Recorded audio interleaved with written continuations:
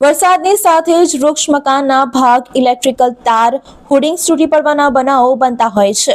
ત્યારે માંજલપુરમાં દિવાલ અને વૃક્ષ ધરાશાયી થતા 3 કાર સહિત 6 વાહનો દબાયા હતા।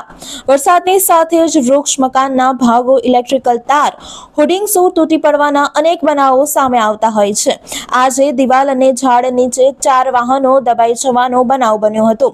સાંજે જોરદાર વરસાદ ખાબક્યો તે દરમિયાન માંજલપુરના ઇવા મોલ પાસે એક વૃક્ષ ધરાશાયી થતા એક કાર અને 3 ટુ વ્હીલર દબાયા હતા, જેથી ફાયર બ્રિગેડે ઝાડ કાપીને વાહનો કાઢવાની કાર્યવાહી હાથ ધરી હતી। સદનસીબે ઉપરોક્ત બંને બનાવમાં કોઈ જાનહાનિ થવા પામી નથી।